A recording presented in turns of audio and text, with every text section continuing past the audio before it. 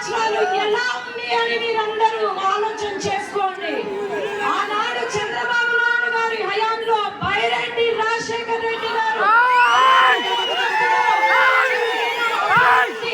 మన నందికొట్కూరుకి 700 కోట్లతో అభివృద్ధి జరిగింది.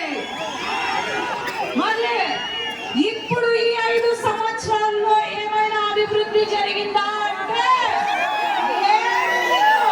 కోళ్ళ ఫామ్ లాగా ఉండే ఒక ఇండోర్ స్టేడియాన్ని కట్టించారు, అంతే తప్ప ఇంకేం లేదు.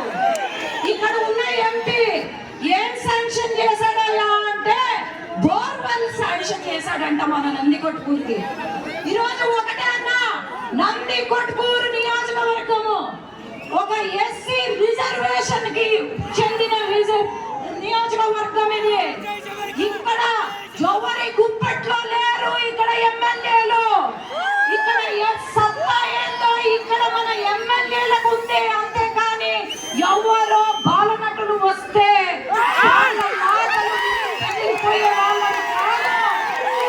ఇక్కడ ఏంటంటే సమస్య బెదిరింపులు, రౌడీజము, ఇంతకు మించి ఏమీ లేదు. ఈరోజు బైరెడ్డి కుటుంబంగా బైరెడ్డి రాజశేఖర్ రెడ్డి గారి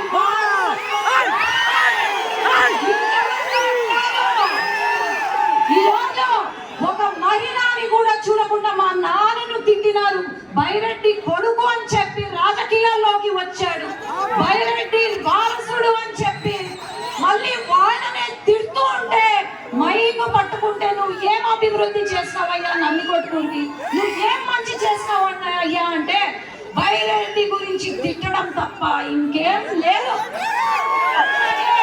ఒకటి ఆలోచన చేయండి, ఇంట్లో మహిళలకు ఇంకేమి గౌరవం, మరి నీకు నీ ఇంటి మహిళలకు గౌరవం ఇస్తారని అనుకుంటున్నారా వైసీపీ ప్రభుత్వం?